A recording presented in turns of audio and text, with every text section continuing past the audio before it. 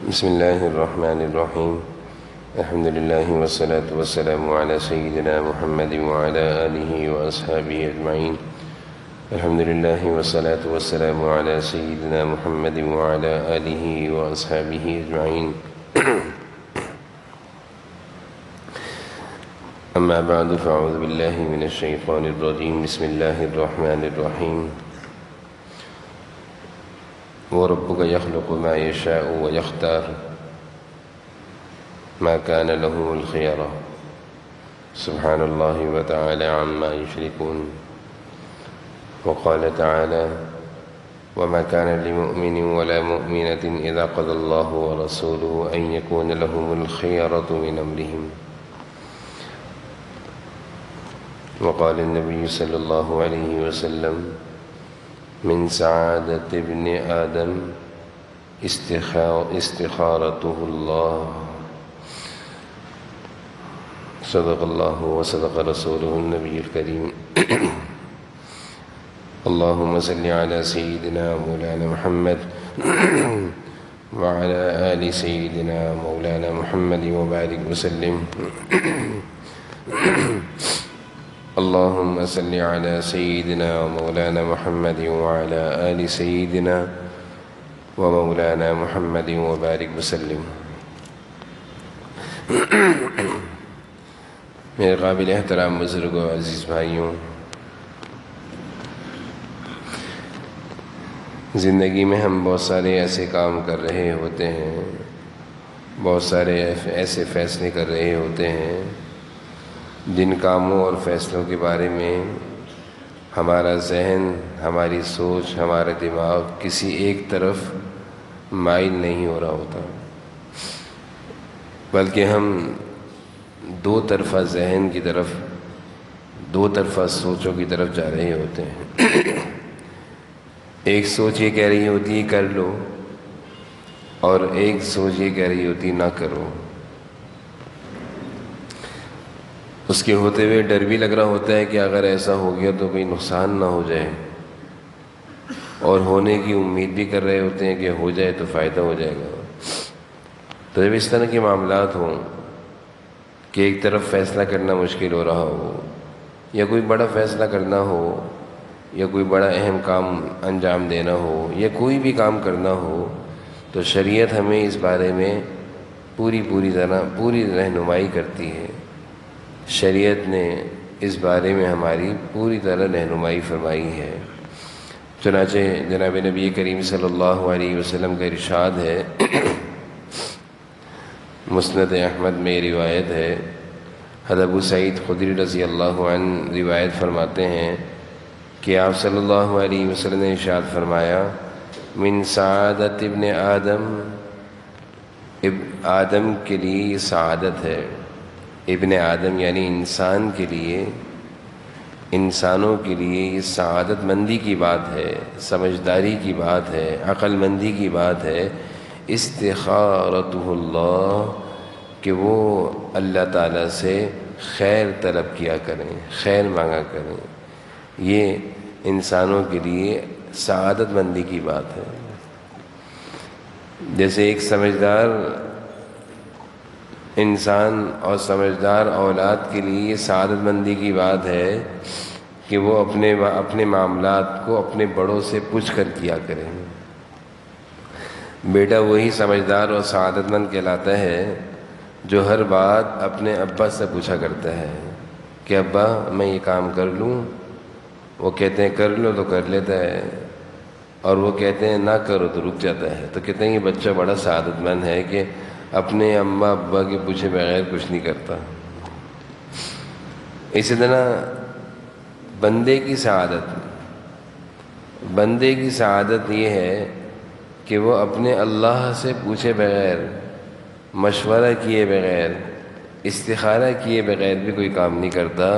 یہ بھی بندے کی سعادت مندی کی بات ہے، ایمان والے کی سعادت مندی کی بات ہے کہ اپنے ہر کاموں میں اپنے اللہ سے مشورہ کرنا. جناب نبی کریم صلی اللہ علیہ وسلم فرما رہے ہیں استخارتہ اللہ، اللہ سے استخارہ کرنا. وَأَمْرُهُمْ شُورَى بَيْنَهُمْ،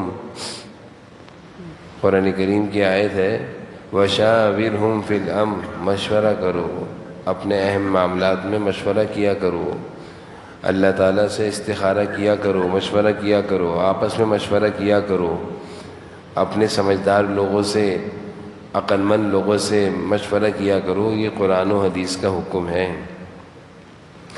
لیکن یہ کوئی ایسا حکم نہیں ہے جو فرض و واجب کے درجے میں ہو، ثواب کے درجے میں ہے۔ مشورہ کر کے کریں گے فائدہ ہوگا، ثواب بھی ملے گا حدیث پر عمل کرنے کا، سنت پر عمل کرنے کا۔ تو اللہ تعالیٰ سے ہر معاملے میں استخارہ یعنی مشورہ کرنا یہ سعادت مندی کی بات ہے، عقل مندی کی بات ہے، سمجھداری کی بات ہے۔ استخارے سے متعلق کچھ باتیں گزشتہ اتوار کو تفصیل سے بیان ہوئی تھیں اور کچھ باتیں رہ گئی تھیں، انشاءاللہ وہ باتیں آج مکمل کی جائیں گی۔ استخارے کو بعض دفعہ ہم لوگ بہت مشکل سمجھتے ہیں، جبکہ استخارے کا مصنون طریقہ بھی ہم بیان کرتے ہیں، اس سے اندازہ ہوگا کہ اللہ تعالیٰ سے مشورہ کرنا کوئی مشکل نہیں ہے۔ تعلق اللہ تعالیٰ سے بنا ہوا ہونا چاہیے تو مشورہ کرنا آسان ہو جاتا ہے۔ جب اللہ تعالیٰ سے تعلق کمزور ہو، ربط نہ ہو اللہ سے، کبھی اللہ سے دعائیں نہیں مانگی، کبھی اللہ تعالیٰ سے مدد ہی نہیں مانگی، کبھی صلاۃ الحاجت ہی نہیں پڑھی، کبھی اللہ تعالیٰ کے ساتھ باتیں نہیں کریں، کبھی آنسو ہی نہیں گرائے اللہ کے سامنے، تو ربط کمزور ہے۔ تو پھر جب اس کو استخارہ کرنا ہوتا ہے تو یہ خود نہیں کرتا، یہ استخارہ سینٹروں میں جاتا ہے، دوسروں سے کرواتا ہے۔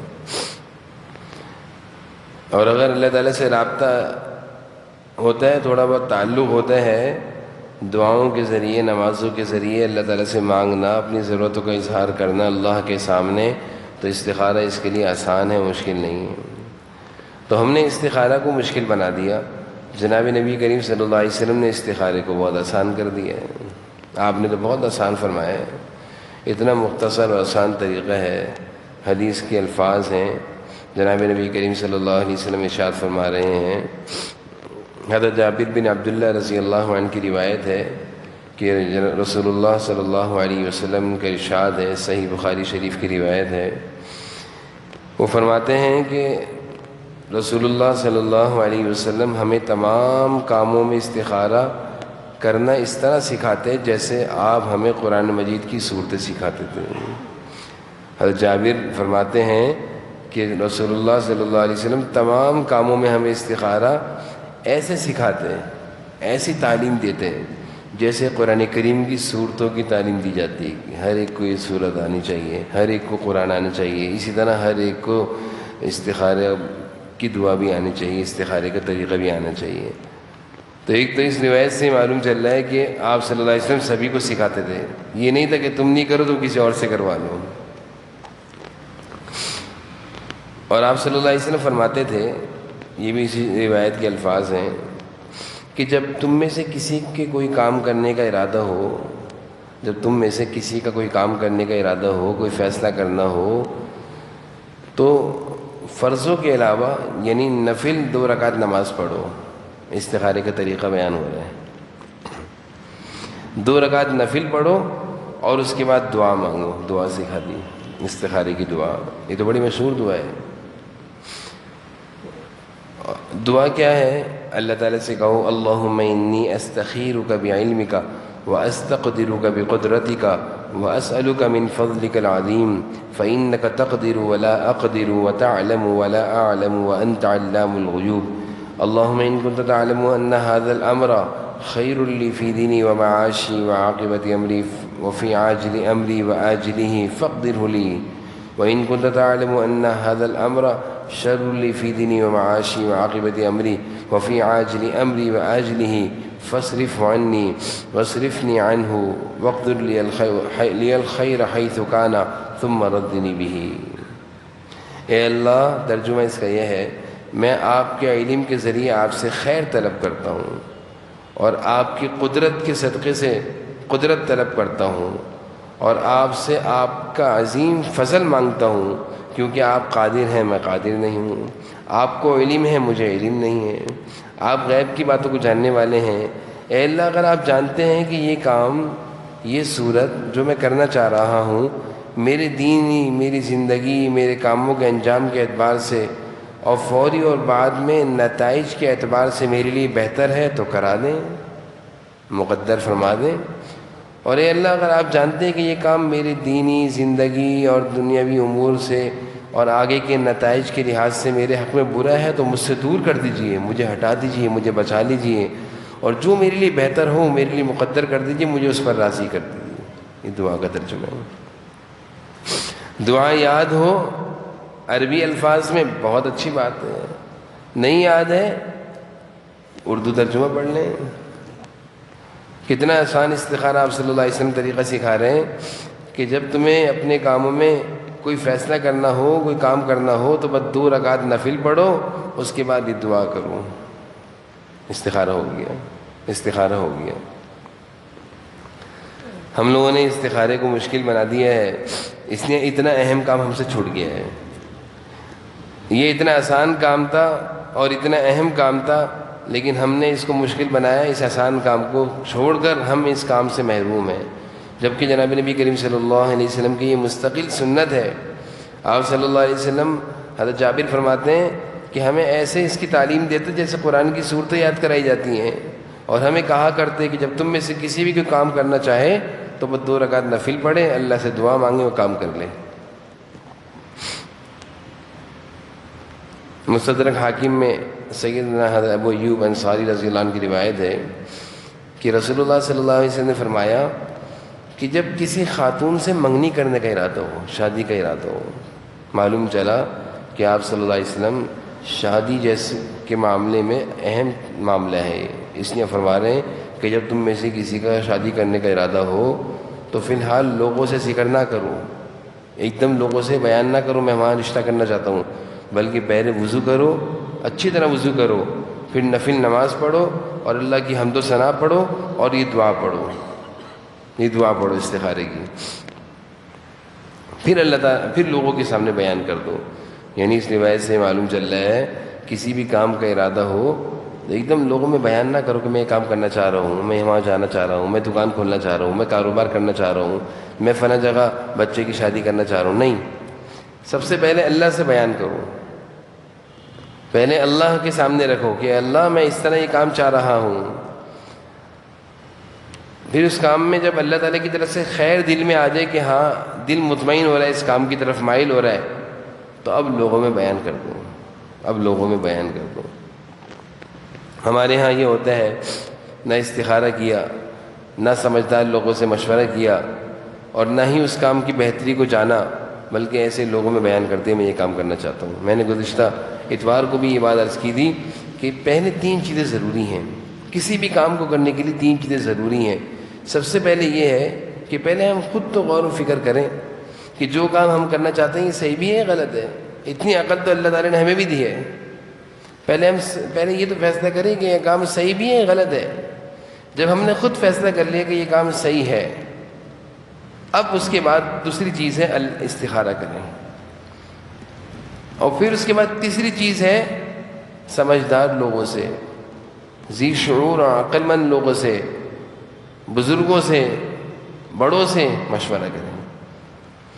میں نے گزشتہ اتوار کو بھی اس کی مثال دی تھی کہ ایک آدمی کپڑے کا کام کرنا چاہتا ہے اور وہ دکان کھولنا چاہتا ہے، تو وہ گوشت کی مارکیٹ میں دکان کھول رہا ہے، کپڑے کی گوشت کی مارکیٹ میں، جہاں پہ آس پاس سارے گوشت بیچتے ہیں، کہتے میں یہاں دکان کھولوں گا۔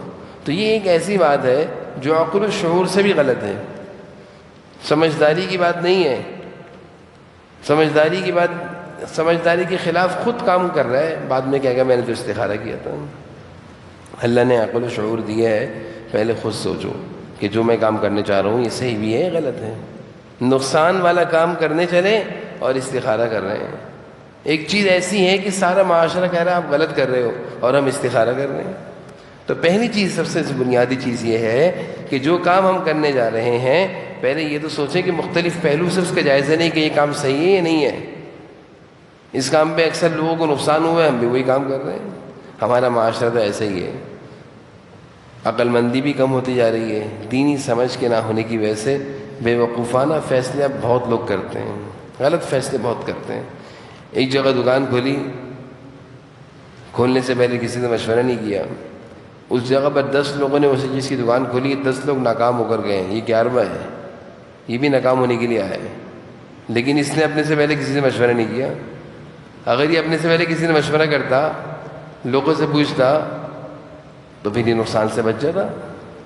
لیکن کیا ہے، دین کی سمجھ نہیں ہے، مشورہ کرنے اور استخارہ کرنے کو لازم نہیں سمجھتے، اپنے پیسوں کو، اپنی آمدنی کو، اپنی جمع پونجی کو اس طرح ہم بہت ضائع کرتے ہیں، اپنی زندگیوں کو ہم بہت داؤ پہ لگاتے ہیں، بہت سارے غلط فیصلے کرتے ہیں، بچیوں کے رشتے کے بارے میں، بچوں کے رشتوں کے بارے میں جلد بازی سے ہم اپنے کام خراب کرتے ہیں، بعد میں پریشانیوں کا سامنا ہوتا ہے۔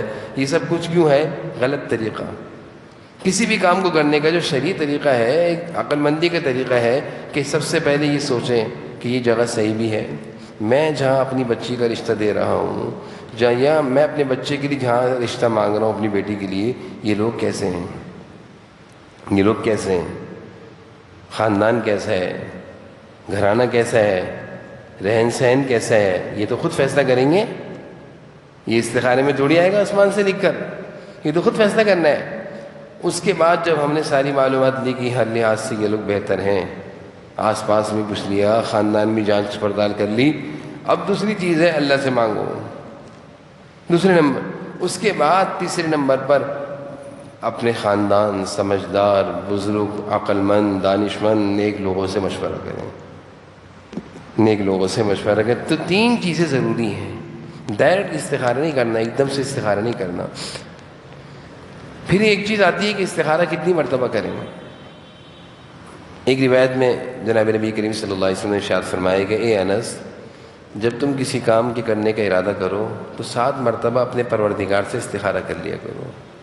لیکن ضروری نہیں ہے ایک دفعہ بھی ہو جاتا ہے استخارہ، لیکن 7 دفعہ کرنا کتنی اچھی بات ہے۔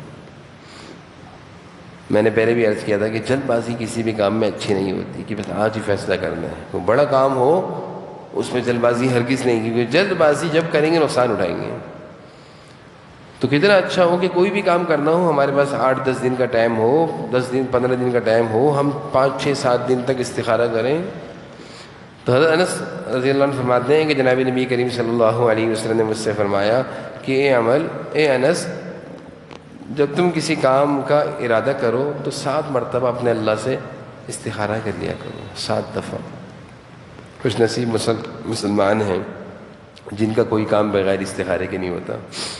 سعادت مند لوگ ہیں جو کوئی کام اپنے بڑوں کے مشورے کے بغیر نہیں کرتے، اور اس سے بڑھ کر سعادت مند وہ لوگ ہیں جن کو اللہ نے دینی سمجھ دی ہے، وہ پہلے کام میں غور و فکر کرتے ہیں کہ کروں نہیں کروں، خوب اچھی طرح غور و فکر کرنے کے بعد پھر استخارہ، پھر اپنے بڑوں سے مشورہ۔ یہ ایسا کام ہے کہ انسان نقصان سے محفوظ ہو جاتا ہے۔ تو ایک تو میں نے استخارے کی دعا عرض کری، استخارے کا مختصر طریقہ بھی اسی دعا میں آ گیا، اور استخارہ ذہن میں آتا ہے کہ خود کرنا چاہیے، یہ بھی بتا دیے کہ خود کرنا افضل ہے، خود کرنا افضل ہے، ہمارا کام ہے، کسی اور کا کام نہیں ہے۔ ہم کسی اور سے استخارہ کرا رہے ہیں، وہ ہمارے بارے میں اتنی دلچسپی سے استخارہ نہیں کرے گا، ہمیں جتنی دلچسپی ہوگی، ہمیں جتنی فکر ہوگی، اس لیے خود کرنا چاہیے۔ کتنی مرتبہ کرنا چاہیے؟ 1 دفعہ بھی ہو سکتا ہے، 7 دفعہ کر لیں گے اچھی بات ہے، 7 دفعہ کر لیں گے اچھی بات ہے۔ بعض دفعہ ایسا ہوتا ہے کہ کوئی چھوٹے چھوٹے امور ہوتے ہیں، ان میں جلدی فیصلہ کرنا ہوتا ہے، یعنی اس میں زیادہ تاخیر نہیں کی جا سکتی۔ تو اس حوالے سے جناب نبی کریم صلی اللہ علیہ وسلم کی کچھ دعائیں ہیں جس کو کہتے ہیں مختصر استخارہ۔ مثال ہے، کوئی کام ہے، ہم اس میں لمبا استخارہ نہیں کر سکتے، 7 دن تک انتظار نہیں کر سکتے، صلاۃ الحاجت 2 رکعت پڑھنے کا وقت بھی نہیں ہے، جلدی کوئی کام کرنا ہے، اور کوئی ایسا کام ہے جس میں اب ٹائم زیادہ نہیں ہے، تو حضور صلی اللہ علیہ وسلم نے مختصر استخارہ بھی سکھایا ہے۔ حضرت عائشہ رضی اللہ عنہ سے، حضرت ابوبکر صدیق رضی اللہ عنہ سے نقل کیا ہے کہ نبی کریم صلی اللہ علیہ وسلم جب کسی کام کا ارادہ فرماتے تو یہ دعا مانگا کرتے ہیں، اللہم اغفر لی واغفر لی، اللہم اغفر لی واغفر لی۔ یہ دعا مختصر استخارہ ہے، اس کو بار بار پڑھتے رہیں، بلکہ میں تو اپنے ساتھیوں سے عرض کیا کرتا ہوں کہ اللہ تعالیٰ کوئی بھی کام کرنا ہو تو ایک تو بڑا استخارہ ہے، بڑی دعا وہ دن میں کسی ایک وقت پڑھ لیں، باقی چلتے پھرتے اللہم اغفر لی واغفر لی، اللہم اغفر لی واغفر لی۔ کیا ترجمہ ہے؟ اے اللہ آپ میرے لیے پسند کر دیں اور میرے لیے بہتر صورت اختیار کر لیں، آپ میرے لیے بہتر صورت جو ہے وہ میرے حق میں پسند فرما دیں۔ اب بڑا استخارہ 2 رکعت دن میں ایک دفعہ پڑھ لی، مغرب کے بعد پڑھ لی، عشاء کے بعد پڑھ لی، اور یہ مختصر دعا سارا دن پڑھتے رہیں۔ میں تو بلکہ اپنے ساتھی سے عرض کیا کرتا ہوں کہ بھائی 1000 دفعہ پڑھ لو، خیر ہی خیر آ جائے گی، اللہ تعالیٰ نقصان سے بچا لیں گے۔ اسی طرح کی مختصر دعا ایک اور بھی حدیث میں آتی ہے، حضرت عمران بن حسین فرماتے ہیں کہ رسول اللہ صلی اللہ علیہ وسلم مجھ سے یہ دعا تلقین فرمائی، آپ صلی اللہ علیہ وسلم نے مجھے یہ دعا سکھائی، اللہم الہمنی رشدی واعذنی من شر نفسی، اے اللہ میرے دل میں وہ ڈال دیں جس میں میرے لیے بھلائی اور بہتری ہو، اور میرے نفس کے شر سے مجھے بچا لیں، اپنی پناہ میں لے لیں۔ میرے دل میں وہ ڈال دیں جس میں بھلائی اور خیر ہو، اور مجھے نفس کے شر سے بچا لیں، یعنی میں کوئی غلط فیصلہ نہ کر دوں۔ اور تیسری دعا حضرت علی رضی اللہ عنہ فرماتے ہیں کہ رسول اللہ صلی اللہ علیہ وسلم نے مجھ سے یہ فرمایا کہ یہ دعا مانگو، اللہم اہدنی وسددنی، اللہم اہدنی وسددنی۔ کتنی مختصر دعا ہے، اے اللہ مجھے سیدھی راہ دکھا، اے اللہ مجھے سیدھی راہ دکھا، درست راستہ دکھا۔ یہ ساری دعائیں استخارے کی۔ اب ایک طویل دعا آ گئی، تفصیلی استخارہ، 2 رکعت پڑھ کر طویل دعا پڑھ لی، اور باقی چلتے پھرتے یہ تینوں دعائیں، اللہم اغفر لی واختر لی، اللہم الہمنی رشدی واعذنی من شر نفسی، اللہم اہدنی وسددنی، یہ پڑھتے رہیں۔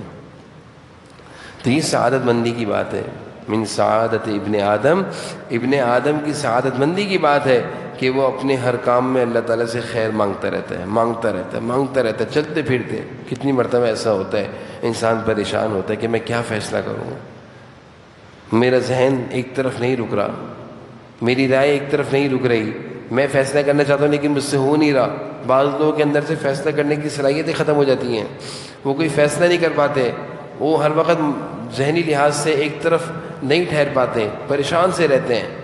تو ان کے لیے بہترین راستہ ہے اللہ تعالیٰ سے دعا کر کر استخارہ کریں، اللہ تعالیٰ رہنمائی فرمائیں گے۔ تو اس میں یہ بھی آ گیا کہ مختصر استخارہ، ایک تفصیلی استخارہ اور ایک مختصر استخارہ، ایک تفصیلی دعا، ایک مختصر دعا، کہ جلدی میں اگر کوئی کام کرنا ہو تو یہ مختصر دعائیں ہمیں یاد ہونی چاہیے، ہم چلتے پھرتے یہ دعائیں پڑھیں، صبح شام ان دعاؤں کو پڑھیں، تاکہ ہمارے کام اللہ کی رہنمائی کے ساتھ، اللہ کی مدد کے ساتھ صحیح ہوں۔ پھر نماز استخارہ جب ہم پڑھتے ہیں 2 رکعت، اس میں قرآن کریم کی کوئی بھی 2 صورتیں پڑھ سکتے ہیں۔ 2 رکعت پڑھنی، مغرب کے بعد پڑھ لیں، عشاء کے بعد پڑھ لیں، عصر کے بعد اور فجر کے بعد نہ پڑھیں، یہ مکروہ وقت ہوتا ہے۔ مغرب کے بعد 2 رکعت پڑھ لی، عشاء کے بعد 2 رکعت استخارے کی نیت سے پڑھ لی، اور کوئی بھی صورتیں پڑھ لیں، سورہ کافرون پڑھ لیں، سورہ اخلاص پڑھ لیں، کوئی بھی صورت پڑھ سکتے ہیں، اس میں کوئی مخصوص صورت کا پڑھنا ضروری نہیں ہے۔ بعض دفعہ ایسا ہوتا ہے استخارہ اور مشورے کے نتیجے میں بعض لوگ انتظار کرتے ہیں کہ خواب آئے گا، میں نے استخارہ کیا کوئی خواب نہیں آیا، اور لوگ خواب کے انتظار میں رہتے ہیں کہ خواب دیکھیں گے تو وہ کام کریں گے، جبکہ میں نے آپ صلی اللہ علیہ وسلم کے ارشادات سنائے، کہیں بھی خواب کا تذکرہ نہیں ہے۔ استخارہ دل کے میلان کا نام ہے، اس کو سمجھ لیں، دل کے میلان، یعنی دل جس طرف مائل ہو جائے۔ استخارہ ہم نے کیا، مختصر استخارہ بھی کیا، طویل استخارہ بھی کیا، بار بار ہم دعائیں پڑھ رہے ہیں، 7 دن بھی استخارہ پورا ہو گیا۔ اب یہ دیکھیں دل کس طرف مائل ہو رہا ہے۔ بہت سارے لوگ ہوتے ہیں، ہمارے ایک ساتھی کہنے لگے، ان بچوں کے اسکول کے بارے میں مشورہ کر رہے تھے، تو میں نے کہا بھائی استخارہ کر لو، اللہ تعالیٰ سے دعا کر لو، تو خود ہی کہنے لگے کہ فلاں اسکول کی طرف میرا دل بہت مائل ہے، میں نے 4-6 اسکول دیکھے بچوں کے لیے، لیکن وہ جو اسکول ہے اس میں میرا دل بہت اٹکا ہوا ہے۔ میں نے کہا بس یہی استخارہ ہے، دل مائل ہو گیا کسی کام کی طرف۔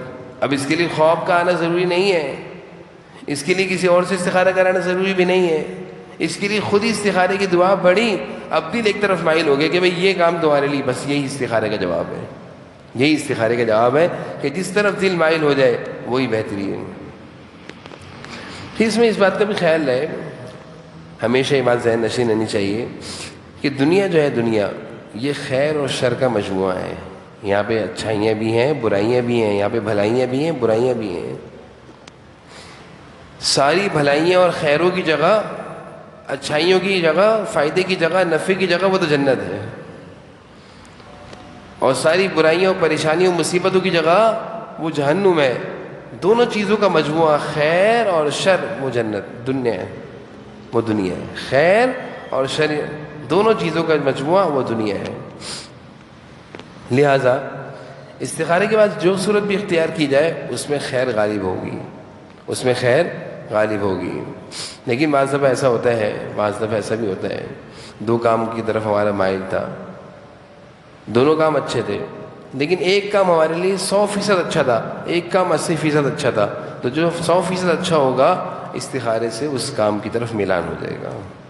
بعد میں ہم کہہ سکتے ہیں یہ بھی کام صحیح تھا، اس میں بھی کوئی نقصان تو نہیں ہوا، تو وہ کام بھی صحیح تھا، لیکن ہم نے کیونکہ دو کام دیکھے، ایک کام ہمارے لیے 80% اچھا تھا، ایک 100% اچھا تھا، استخارے کی برکت سے اللہ تعالیٰ 100% اچھائی کی طرف انسان کو راغب کر دیتے ہیں، مائل کر دیتے ہیں۔ تو بعض میں انسان یہ نہ سوچے کہ یہ کیا ہوا۔ اسی طرح استخارے کے بعد جو صورت ہمارے حق میں مقدر ہے، مقدر ہوئی، دل میں آ گئی، اس کو ہم نے کر لیا، لیکن دنیاوی حالات کو پیش نظر رکھتے ہوئے معمولی مشکلات اور پریشانی آ جاتی ہیں، معمولی مشکلات۔ اب مثال ہے، ہم نے استخارے سے، دعاؤں سے، مشورے سے ایک گاڑی خریدی۔ اب دنیا ہے، گاڑی خراب بھی ہوتی ہے، گاڑی کا ٹائر پنچر ہو گیا، ہم کہہ رہے ہیں ٹائر کیوں پنچر ہو گیا، میں تو استخارے کے بعد گاڑی خریدی تھی۔ تو یہ چھوٹی موٹی چیزیں دنیا کا حصہ ہیں۔ یا پھر ہم نے استخارے کے بعد مشورے سے، دعاؤں سے ایک جگہ رشتہ ڈالا، رشتہ ہو گیا۔ اب ہم رشتے کے ہونے کے بعد، شادی کے ہونے کے بعد حقوق کی ادائیگی یہ ہمارے ذمہ ہے۔ ہم حقوق ادا نہیں کر رہے بیوی کے، یہ بیوی شوہر کے حقوق ادا نہیں کر رہی۔ اب جب جھگڑے ہو رہے ہیں تو کہہ رہے ہیں استخارہ کیا تھا پھر بھی جھگڑے ہو رہے ہیں۔ تو استخارہ کرنے کے بعد جو دنیاوی حقوق ہیں وہ بھی تو ادا کرو۔ گاڑی استخارے سے لی ہے، مشورے سے لی ہے، لیکن گاڑی میں پیٹرول نہیں ڈالو، گاڑی چلتی رہے گی؟ پیٹرول ڈالو گے تو چلے گی۔ اب گاڑی کھڑی ہو گئی، آئل ڈالا نہیں، گاڑی خراب ہو گئی، ہم نے تو استخارے کے بعد گاڑی خریدی تھی، خراب ہو گئی، تو بھائی آئل ڈالنا اس کی ضرورت ہے۔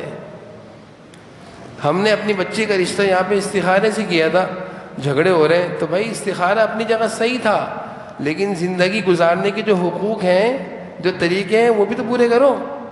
حقوق ادا نہیں کرے تو جھگڑے ہی ہوں گے، چاہے لاکھ استخارے کیے ہوں، لاکھ دعائیں مانگی ہوں، حقوق کی ادائیگی نہیں ہوگی تو کیسے زندگی میں بہتری آئے گی؟ یہ تو بیوقوفانہ باتیں ہیں۔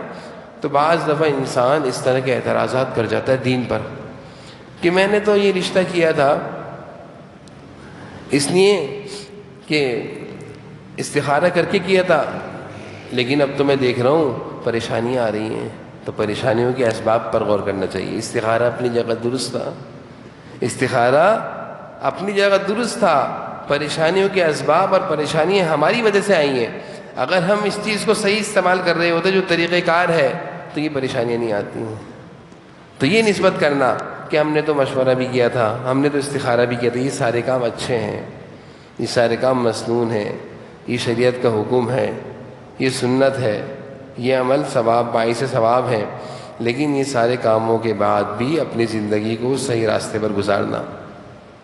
استخارے کی مشورے، استخارے سے میں نے یہاں پہ نوکری کی تھی، نوکری آئی تھی میرے پاس، تو میں نے استخارہ کیا تھا، مشورہ کیا تھا، غور و فکر کے بعد میں نے یہاں پہ اپلائی کیا تھا۔ اب میں یہاں سے کام مجھے نکال رہے ہیں، کیوں نکال رہے ہیں؟ نکالنے کے اسباب غور کرو۔ صبح وقت پر آتے ہو؟ نہیں۔ شام میں وقت پہ جاتے ہو؟ نہیں۔ جو کام آفس میں ذمہ داری کا ہے پورا کرتے ہو؟ نہیں۔ تو نکالیں گے کہ بٹھا کے کھلائیں گے؟ تو لازمی سی بات ہے نکالیں گے۔ تو یہ استخارے کی خرابی نہیں ہے، یہ ہماری اپنی خرابی ہے۔ تو غلط سوچ اور ناسمجھی اور دین سے دوری کی وجہ سے انسان ایسی باتیں کر بیٹھتا ہے۔ بہرحال استخارے سے متعلق کچھ ضروری چیزیں تھیں جو میں نے عرض کی۔ اللہ تعالی ہم سب کو ان باتوں پر عمل کرنے کی توفیق نصیب فرمائے۔ وآخر دعوانا الحمدللہ رب العالمین، الحمدللہ رب العالمین، والصلاۃ والسلام علی رسول اللہ۔ یا اللہ آپ کی توفیق سے جو کچھ باتیں کہیں سنی اس پر ہمیں عمل کی توفیق نصیب فرما، دین کی سمجھ نصیب فرما، شریعت کے مطابق، سنتوں کے مطابق یا اللہ ہمیں اپنی زندگیاں گزارنے کی توفیق نصیب فرما۔ ہر طرح کے نقصانات اور حادثات سے ہم سب کی حفاظت فرما۔ ہر طرح کی خیر عافیت خوشیاں راحت نصیب فرما، ہر طرح کے غم دکھ صدموں سے حفاظت فرما، یا اللہ عافیت کاملہ، عافیت عاجلہ، عافیت دائمی نصیب فرما۔ ربنا آتنا في الدنيا حسنة وفي الآخرة حسنة وقنا عذاب النار۔ ربنا تقبل منا إنك أنت السميع العليم وتب علينا إنك أنت التواب الرحيم۔ صلى الله تعالى على خير خلقه محمد وعلى آله وصحبه أجمعين۔